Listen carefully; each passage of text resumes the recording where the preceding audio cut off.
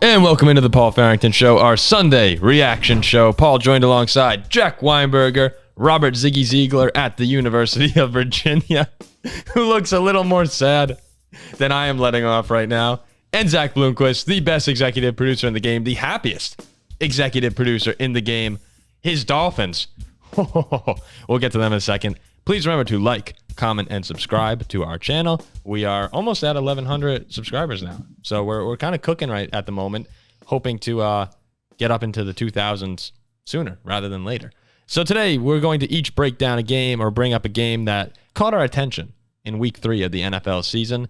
Later on, some Sad Boi Hours, because if you can't tell, Robert Ziggy Ziegler is in a Notre Dame shirt. I'm just letting you all know, there's a listserv for UVA philosophy. I sent out an email at 11 o'clock last night that said nobody talked to me on Monday. That's where I'm at right now. It was a tough weekend for me and actually for all of us here for various reasons. We'll get into that. Worst loss of my life as a gambler. We'll get into that during Sad Boi Hours.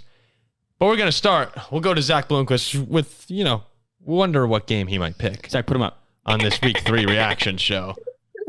I'm assuming you're going with Good try, Zay. Good try. I like the attempt. I'm working on it. I'm hustle. You know where we're going. We're going right to the 70-point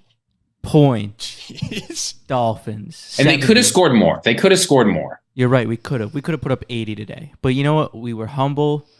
We only put up 70. You were humble. You only scored 70 points. But God, did we look amazing. And you know who we didn't have today? Guess who we didn't have? No Waddle. No Waddle, no problem. Waddle. That's what I was going to bring up. That's the crazy part, is they were missing one of the best receivers in football, and he scored 70 points. I just wish that I remembered that Sean Payton was trash talking Tua a year ago. I totally forgot that. Well, Sean Payton trash talked Tua. Sean Payton trash talked Nathaniel Hackett about how bad of a job he did in Denver. Sean Payton ran his mouth on so many different people, and now right at the moment, a 50-point loss in Week 3 for your 0-3 team after already losing to the Raiders and the Commanders at home. I mean, this is the biggest nightmare start imaginable for Denver. But let's keep it Dolphins focused. It's 70 points. It's third most points, tied for the third most points scored in the history of the NFL. I mean, 70 points. That's when you watch Ole Miss play against Mercer. Oh yeah, it felt like watching Alabama play one of those, FCS schools or something like that. No team has scored this many points since Super Bowl I happened. 1966 or 67, somewhere around there, right? It was 66. Yeah, the first Super Bowl season in the NFL. I think it was the Commanders put up 72 on the Giants. Yeah, the Commanders had 72 points against the Giants in 1966. The NFL record was in the 1940 NFL Championship game. The Bears beat Washington as well as connected here. The Washington then Redskins 73-0 in the NFL Championship game. That's a bad game for the Redskins. The thing that made this so scary today is we've talked forever about this offense with a healthy Tua and Tyreek Hill and Waddle and whatnot. And Hill was awesome for a quarter and a half. But this Dolphins run game, and not just Mostert. You had Raheem Mostert, you had the Texas A&M kid, a chain. Just fantastic. If they can get that run game going, along with the best weapons in the NFL on the receiving end of the ball too, I don't see how they're going to be they're unstoppable, yeah. Because I've knocked Miami for my only red flag on them recently, the last year and a half or so, has been the run game's been a little bit mediocre. But if they can do what they did today, they can't be stopped. Yeah. No one was stopping them today. A-Chain and Mostert combined for 375 yards of offense and 8 touchdowns. I was typing up our notes pregame, and I started to type in 4, and then I looked back at the screen and went, wait, 8? They each had 4 touchdowns in this game. A-Chain had 203 yards on the ground, 2 touchdowns. In the air, he went for 30 yards and 2 touchdowns. Mostert 82 and 3 on the ground. 60 and 1 in the air. I mean, these guys broke the DFS slate today. It's like watching the Dolphins right now is seriously like watching a video game. And when you have Kevin Harlan announcing them, he's one of my favorite announcers. He has that video game excitement voice to him. It's seriously like you're watching someone play Madden with Tyreek Hill running around the field, just running circles around defensive backs basically. Right now Tua Tagovailoa, he looks fine. I know people were concerned about whether or not he would get injured again, but as long as he's healthy, he looks great right now. He looks comfortable in the pocket, and as long as that offensive line could stay healthy and keep Tua protected, it's going to, are the Dolphins the best team in the NFL right now? Oh, yeah. I mean, we were just talking in our chat the other day. Paul, we were saying how so far we've been overrating the Dolphins. And I agree with you. I'm like, yeah. It's a statement. I didn't say that. I didn't say that. But me and Jack said we thought the Dolphins were being overrated. I said I thought that they are more beatable than I have been giving them credit for. But they just came out today and totally we weren't trying to throw shade at Miami. We were just saying, not at all. we were just saying they weren't the best team in the league, but they're still probably a top 10 team. No, they're unbeatable. You can't beat them. I actually it's think them in San Francisco. I think I still might pick Buffalo over the Dolphins at the moment. I mean, despite the 70-20. Yeah, Buffalo won 37-3. Is that in Buffalo? It's in Buffalo. That's that game, if you go in there, because this is a game where the Dolphins, we've never seen them put up 70 before, but this is a game where the Dolphins normally will go and lose to Buffalo and just kind of have that big older brother, little brother sort of a complex within the AFC East. It used to be New England, Buffalo recently. If they go into Buffalo and beat the Bills, I mean, you're undisputedly the best team in football. I have to imagine. What are we doing on this show next week if the Dolphins go to Buffalo and score 70 points? 70 points. I mean, they're just, they'd be the best team ever. But Tua in the first half, 16 for 16, right, Zach? And then his first 17 passes completed. He ends the day 309 yards and 4 touchdowns. It just looked great again. And this Vic Fangio defense. Finally, we're starting to see that after the first game against the Chargers, who have a very good offense, to be fair. 3 takeaways for them. They absolutely stifle Russell Wilson and the Broncos, which isn't extremely difficult to do for most teams. But nonetheless, just a great performance overall. They also had incentive, right? They had reason to run it up. Like if a head coach tells me that I think that you are going to be benched this year, like you're just not that good. Then I played him a year later. I want to ball out. My whole team wants to ball out. Like they didn't need to score 70 points. When you have incentive to run it up, that's when you run it up. We're not fans of Sean Payton on this. At least, I'm sorry. I'll speak for myself. I'm not a big Sean Payton fan given the 2010 NFC Championship game history. So I love seeing the Broncos suck. And we said on the show, Miami's going to kill them. I don't think anyone expected a 50-point game. But the Broncos are, this is a really crippling loss for believers still in Sean Payton and Russell Wilson. No, I mean, the season's over. And if you're Sean Payton, he's certainly furious right now, right? He came in and talked a big game about how much of a better job he was going to do. He and Russell Wilson were getting along. Last year, the Broncos started 2-1. This year, they start 0-3. Like the season's basically over. People are going to start demanding if they bench Russ and tank for Caleb Williams at this point. The wheels are off in Denver. And I don't know what they're going to do. It's beyond embarrassing. Yeah, Sean Payton is humiliated. What do you think the right move is for the Broncos right now? Ziggy, he was your coach of the year, wasn't he?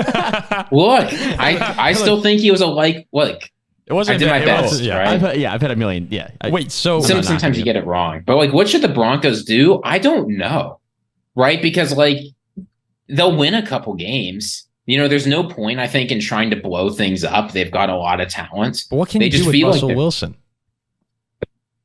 What do you even do with him right now? You have this contract, and he looks bad. I mean, I did, yeah. And the rest of the team isn't very good.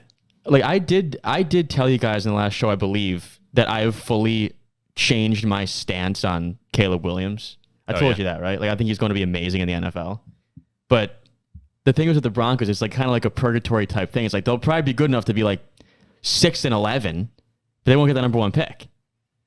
Yeah, I'm not sure what you do in Denver. Colorado, the Buffaloes, and the Denver Broncos combined to lose 112-26 this weekend.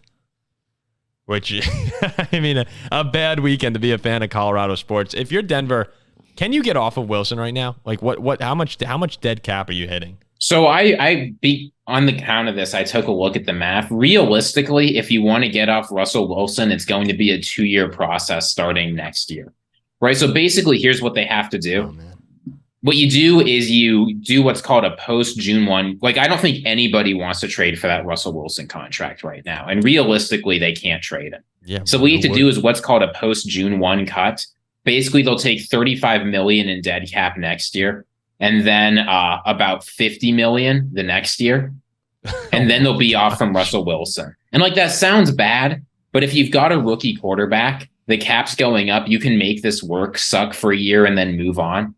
But It's crazy because when they traded for Russell Wilson, no one made them give him this extension, right? They just decided to give him a close to record-setting extension for no reason. And boy, howdy, I bet they regret that. Boy, howdy. Boy, that's new.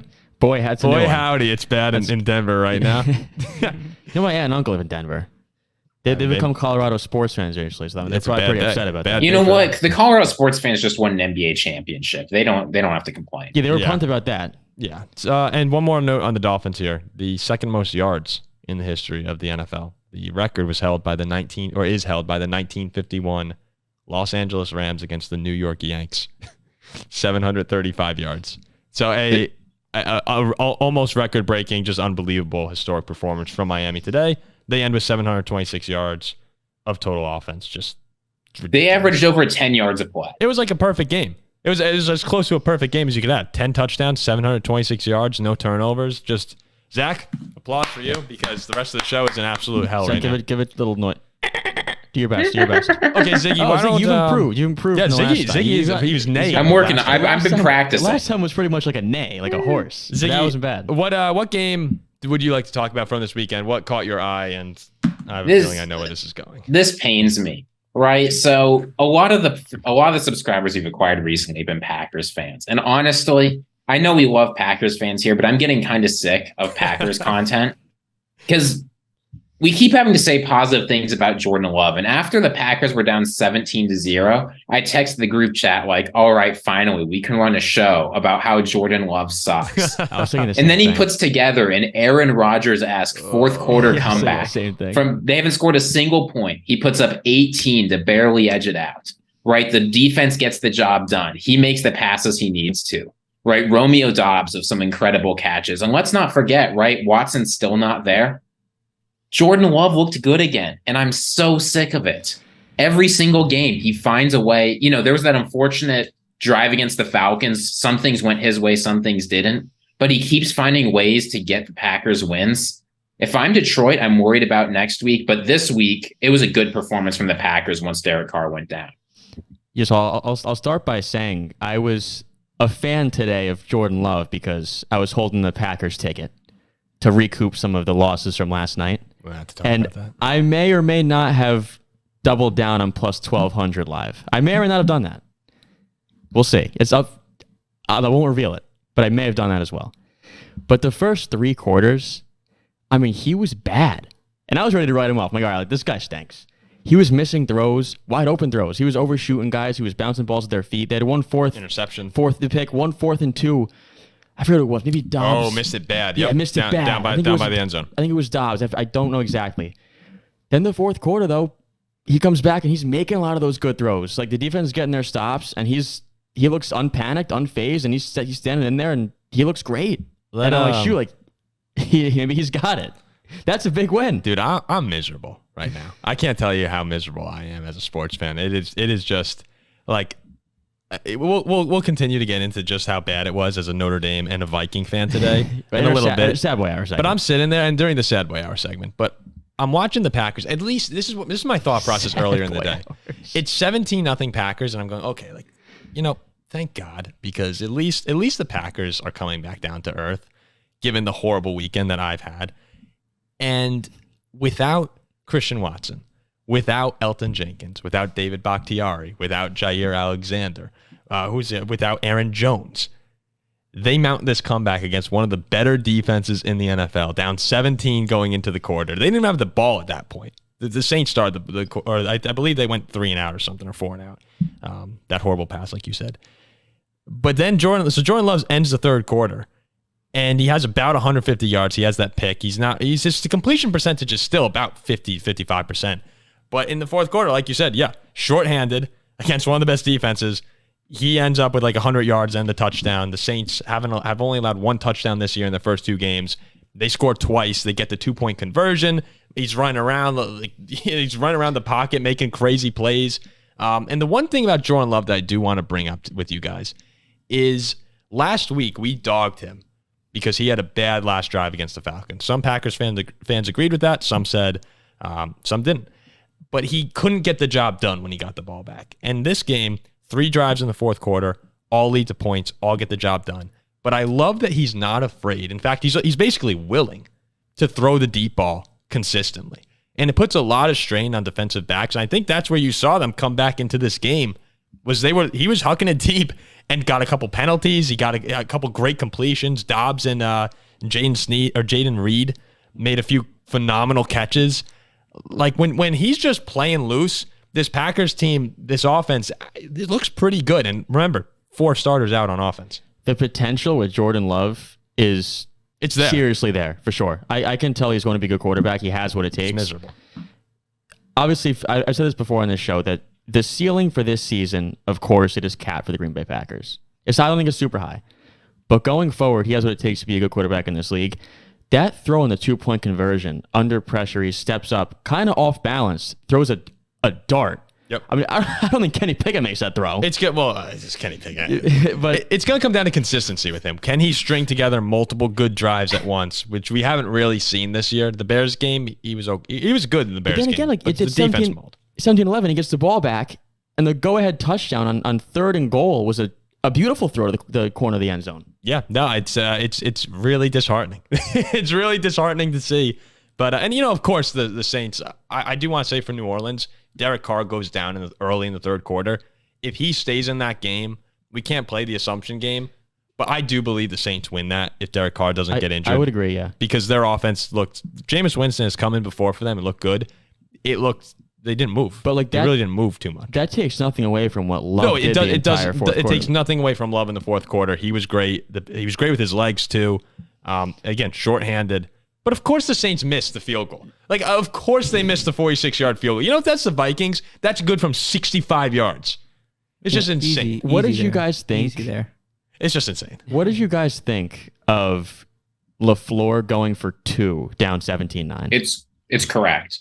No, it is demonstrably correct. You thought so? I was puzzled by that. No, so like I've been pumping the group chat with this all week. When you are down 8, it makes literally no sense to kick a field goal. You can just buy yourself, assuming 2-point convert. So here are the assumptions. If you assume 50% chance on a 2-point conversion, 100% chance on the extra point, 50% chance of winning in overtime, you can just buy yourself a 13% chance to win by going for 2. So you go from 50 to 63 immediately just for going for 2. It's that simple. When it was 17-11 and they stopped New Orleans, it was like a genius call. So yeah, no, it did. I was mixed on it, but it did. It's I think that was a throw of the game by Love, a 2-point conversion. What a great coming out party for him making his first start. Remember all the other NFL regular season games that he's played. Chiefs, he started on the road. Eagles, he came in late on the road. He opened the season 2 games on the road. This was really his debut at Lambeau Field. And it was going about as perfectly as a Vikings fan could hope for up until that 4th quarter when he proved a lot of people wrong and led the Packers, who are now 2-1, and it's looking more and more like a 2-horse race in the NFC North at this point with a big clash coming up against the Lions. Just a real quick, Derek Carr, he did hurt his right shoulder, as I said, slammed into the turf by Rashawn Gary. He took X-rays at the stadium. I don't believe we have any results on that yet, but he went. It looks like he avoided serious injury. Yeah, that's good because it looked bad when he first went down, but he was taken to a Green Bay local hospital and they're figuring out what's wrong there. But yeah, it's once again we're sitting here talking about the Packers in good light, and it's a blue sky franchise. Blue sky franchise, absolutely. Jack, let's move over to a team that you watched today, game that you watched. You're not going to like where I'm going. Can it get worse on the Paul Farrington show today? Because I'm heading up to Minnesota. Yeah. Where this was a must-win game for both teams. Because we know how tough it is to reach the playoffs, really do anything, being 0-3. Let alone 0-2. Let alone 2, especially 0-3. And I thought they had it. They're playing at home. They had a lead late. You would think. And the Chargers... You would think. The Chargers, safe to say, probably eliminate the Minnesota Vikings from playoff contention today. It's watching the end of that game. It was the most pick in the end zone. It was the most Chargers-Vikings game because I know people who are Chargers fans who try and compare their misery to ours, Ziggy, and it's frankly it's just embarrassing because there is no comparison. But for the way the Chargers normally lose, it was just so perfect for them with Staley being for the lack of a better word, a moron and going for it on 4th and 1 from his 24-yard line. We stop him. And it's like, okay, let's just go in the end zone and win the game. We're on the 3-yard line. We throw the pick. At one point I said, I think there was a 3rd or 4th down. There was a 4th down on that last drive, and we converted it. But before it, someone said, okay, this is the game. And I looked at them and said, this is the next 4 years of Vikings football on the line. That was a nice 4th down conversion. It was nice. Right over the middle. If we score a touchdown, and here's where Vikings fans can kind of start to debate. If we score a touchdown there, we're 1-2, a game back in the NFC North, which, again, is still very much up for grabs. It's who's really good and who's not. And we'll probably go beat Carolina next week, and then, we start losing to all the good teams we play, and we're 2-6 or something. But by losing this, I really expect them to blow it up. I think you have to get rid of Kirk Cousins right now because this team, there's so many holes on the Vikings. We said this last week. But there's so many holes, and it's the same process over and over. It's like me rooting for them. It's insanity. We just do the same thing over and over again. Ziggy, where do you come down after another disheartening loss? What should the Vikings do this week? Is it time to? I'm going to claw my face off. I'm just going to take my hands and rip my. I can't do this, Paul. You got me into this. You convinced me to start rooting for the Vikings. What's next for you? Where are you going next? No, I'm in this. I can't get out. It's like a black hole. It takes you and it sucks you in, and you can't leave. It's nonsense every week. I tried my best not to laugh because I felt bad. It's fine. You should laugh because if you don't laugh, you cry. When at the end, Cousins and the offense looked like they didn't know what they were doing. Took 20 seconds to. Just spike it. Yeah, right. Just spike it and call your best play. Why are you running up to the line and why are you rushing? There's 13. Look, we got to blow it up, right? Kirk is not sticking around next year. Honestly, when Justin Jefferson got hurt, right? It was only cramps, yeah. But I thought he tore his ACL. I was just staring at the screen going you. But that moment, if you didn't think that we should get 3 first-round picks for him now. That moment should make you realize, what are we doing? I still don't know where I don't fall in that category with Jefferson yet, but it's just even the same if you don't, story. It's the same story early. Each game has been the same. They just keep turning the football over. Hawkinson fumbles on the first drive.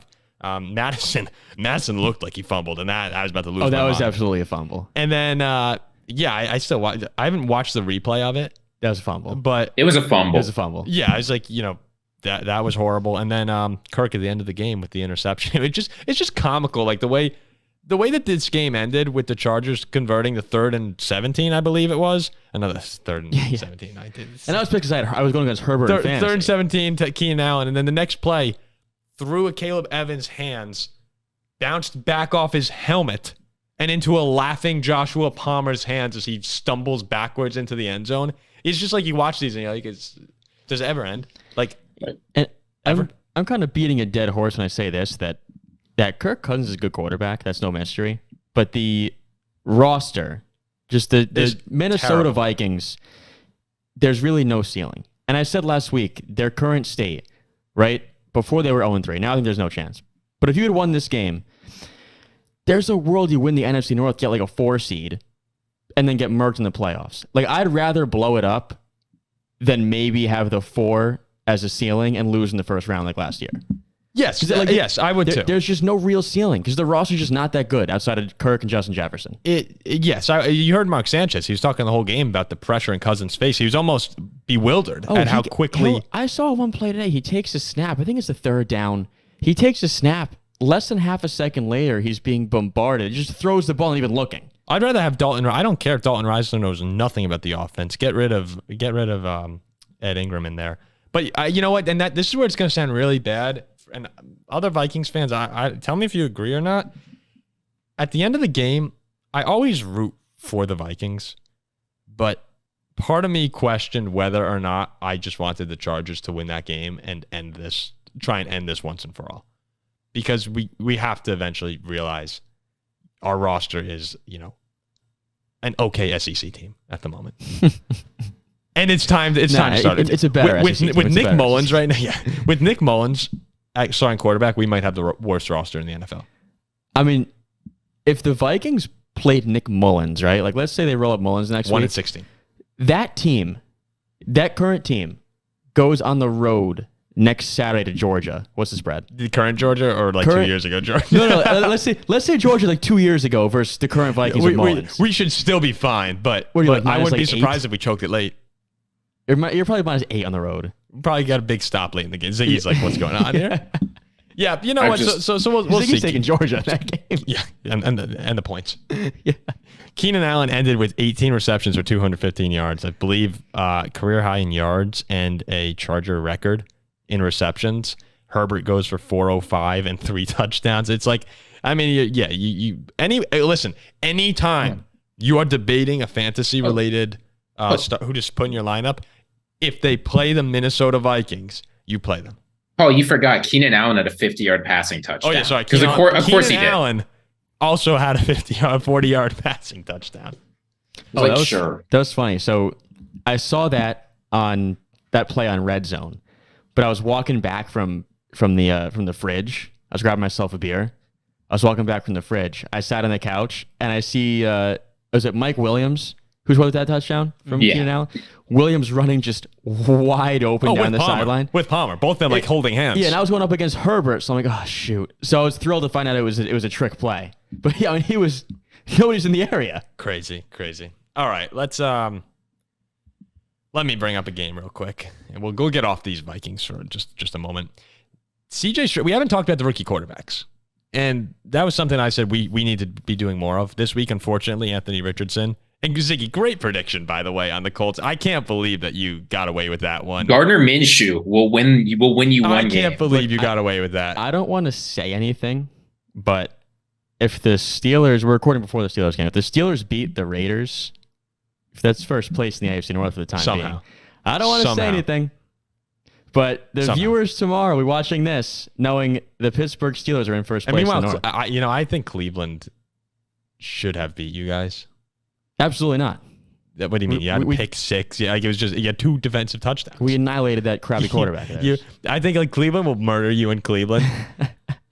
So I'm still not sold on the Steelers being really anything. All I want to know is when the viewers are watching this, we're in first place in the North. Yeah, it could happen. But we haven't talked about the rookie quarterbacks as much as we'd like, and Bryce Young was also out.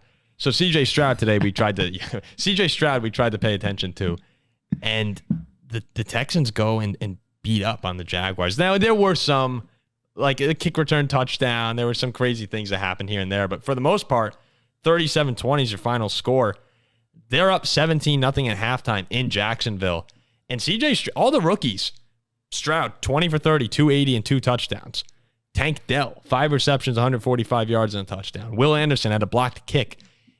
We talked a lot about this Texans rookie class, and this has to be one of the biggest Texans wins since Deshaun Watson. This has to be the biggest one.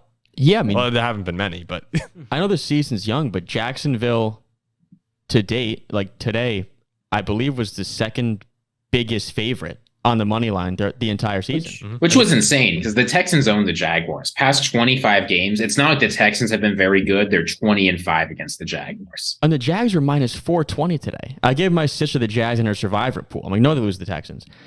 But Stroud, I did the freaking Jags too. But Stroud, the deep ball accuracy was awesome today. He looked comfortable. Comfortable, yeah. He had some zip on his throws. He's been the best of the rookie. He's been improving every game. Sort of like the preseason. The thing we took away from CJ Stroud versus Richardson Young is he made more noticeable improvements than them preseason game to preseason game, even though he may not have had like the Patriots game when he started looked pretty bad. And to be fair, that Texans offensive line is horrendous. And today, I think Tunsil was out today as well. There were quite a few injuries for the Texans, but he's gotten better game after game. And we always talk about that Ohio State not Ohio State, the Georgia game CJ Stroud. The one who looks looser, who's just kind of whipping it around. He's looking better and better every week. And, right now he's probably the best rookie quarterback at the moment. And Tank Dell's looking like his guy, like a true fire number one. And this is what you want to see from rookie quarterbacks, these young quarterbacks. Just game by game, get better. And that's all you want if you're a Texans fan. And he looked nothing short of pretty awesome today. Yeah, I mean, the thing that impresses me most about CJ Stroud compared to other rookie quarterbacks is he's not making big mistakes out there. Right now, he has the record for most passes to start an NFL career without throwing an interception. the other guys, he had to beat out Tom Brady, Carson Wentz, and Warren Moon to get up there. None of whom are like scrubs. I get that Wentz had some bad years after that injury, but like before then, he was playing at an MVP level. Like the thing rookie quarterbacks usually is they'll make some good plays and they'll make some horrendous throws that make you question why they made it to the NFL, and that's the growing process. Stroud's not making those mistakes, and that's why they're able to go into Jacksonville and beat the Jaguars. That's why they were able to play, at least for most of the game. They almost had that comeback against the Colts. Like he's minimizing the really bad mistakes that you don't want to see out of a rookie quarterback. Let me ask you right now, Ziggy, week 3, because overreactions are great, but week 3, if you could go back and select for the Panthers, Stroud, Young, or Richardson, are you still going Bryce Young? I know that we're so early in the season. This is an absurd question. But I think no. I'm sticking with my pre-draft rankings. Yep. Richardson, Stroud, Young. You know what I would say? You? Yeah, about Bryce Young. Oh well, yeah. I thought you were gonna pull out like Will Levis or something. I was like, no, Stroud was my top quarterback coming out of this class. Hey, and a couple of us have said, at least I know I've said. You guys tell me if you guys were on this as well, but I wasn't bought on the Jacksonville Jaguars just yet. No, me neither. But I do believe that they're a decent team, a team who can once again go to the playoffs. And this is a very, very good win for CJ Stroud. Yeah, like, I don't take anything away from that. But Jacksonville, more first downs. They outgained them. They won time of possession. They lost the turnover battle 2-0. The game ended. It was 17-10. The Jaguars just kicked a field goal to cut into the lead. And Andrew Beck, the fullback, has one of the most hysterical kickoff return touchdowns you'll ever see. Just kind of like shields himself, and a bunch of Jaguars, I don't know how they didn't tackle him, takes it to the house. Next possession, interception for Lawrence, field goal for the Texans, and it's 27-10, game over. I was asking my dad, I'm like, what were the odds you think on Beck, the fullback, today returning a punt or kickoff for a touchdown? And he's like, probably 1,000,000 to 1. Oh yeah, at least. I wonder if someone out there had that. Yeah, so I'm still questioning Jacksonville, who really has not looked good. They were better than the Colts and had a couple, like there was that crazy defensive touchdown for Indianapolis, but they played the Colts tightly, and I'm not sure how good Indy is. And their offense. Indy did just go into Baltimore and win, so maybe we're still figuring out how teams are. But the Jaguars, we said, were a loss away from not really being talked about as heavily as they were this offseason to the Titans, and to even get to the playoffs last year. Yeah. And then it required a huge comeback just to beat the Chargers and not get embarrassed in the playoffs. So maybe not the start to the season the Jaguars fans were imagining. And definitely not the start for Lawrence that Jags fans are imagining. I mean, look at this offense against Kansas City was held to nothing.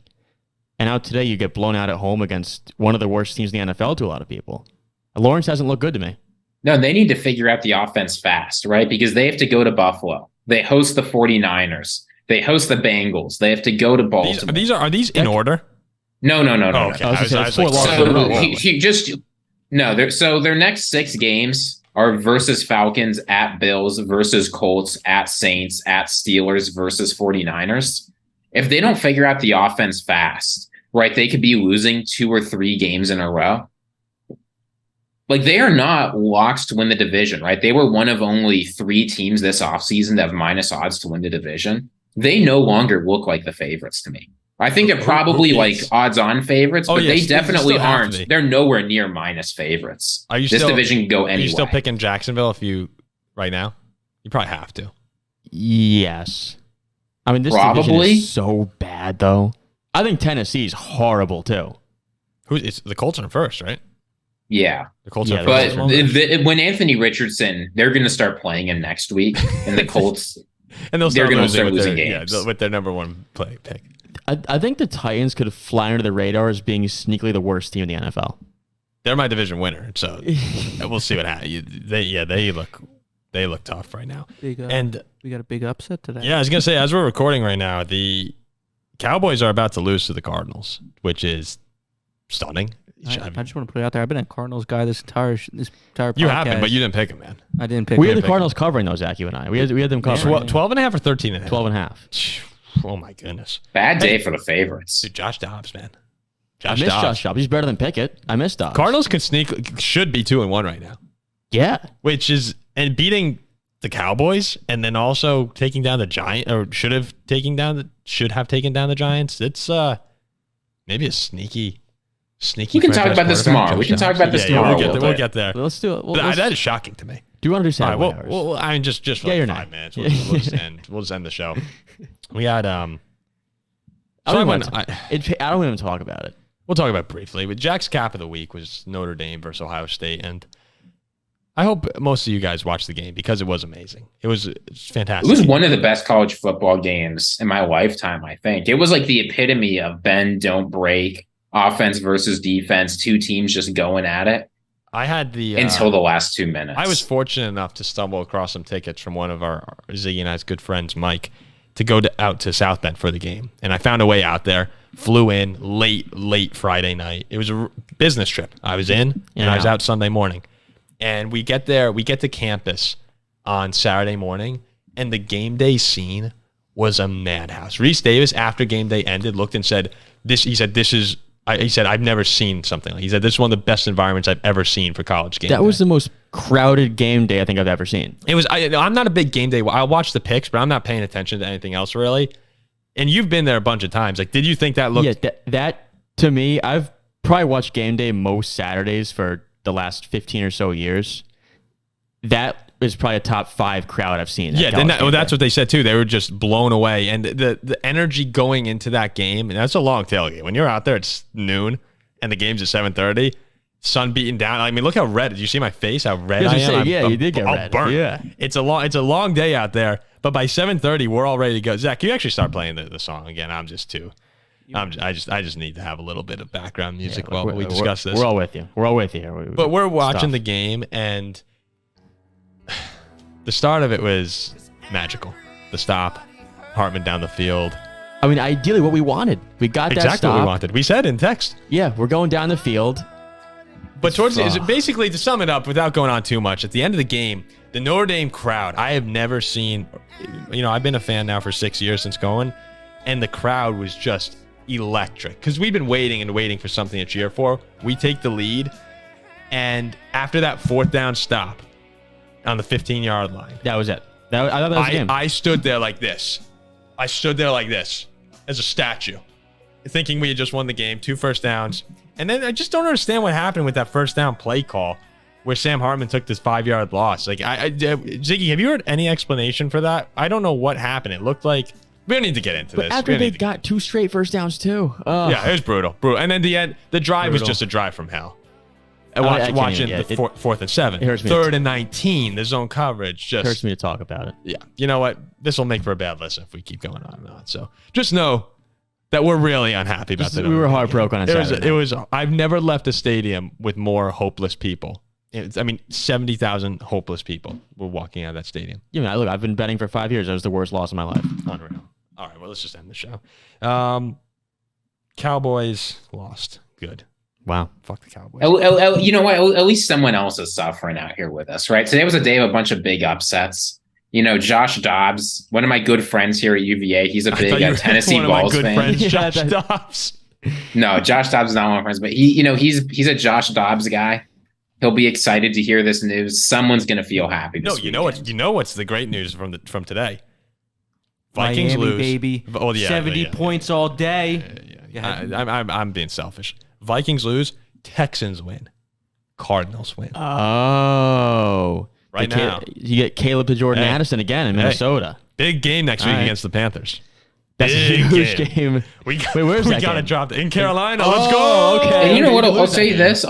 As much as you talk about your plan for like the Jets to go trade for Kirk Cousins, after today, when they literally did not have an offense until the last drive of the game, they might just. If anything's going to make them realize that they need Kirk Cousins, it's this. The Jets have an incredible defense and literally no offense. Or the Jets could just try and get the first pick and have Caleb sit behind Aaron Rodgers for a year. No, but I got to say, like Zach Wilson was 18 of 36, 157 yards, 0 touchdowns, 0 interceptions. That significantly overstates his contribution to the game. That had to have been the easiest lock of all time, because we all knew the Jets weren't going to score over 10 points. Oh, we also we all show. knew. Yeah. But but we all knew that the Jets weren't going to score over 10. You know what's funny? I thought they were going to score 3. That safety gave the pass to cover in the last 2 minutes. Because they weren't covering. Well, they were 2.5 when I saw them. It was 3.5. It moved. Well, I maybe got it. 3. Maybe I saw it was them at 3. 2.5. Well, yeah, but anyway, right around there. I mean, that was the easiest bet maybe ever. Damn it! All right, let's wrap up the show.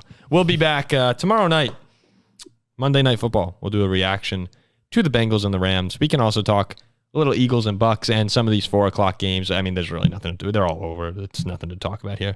Couple blowouts, including the Cardinals over the Cowboys. That's so awesome. You know what? That's season's not over. Season's not. It's early. Unless you're a Bears fan. It's early for everyone still.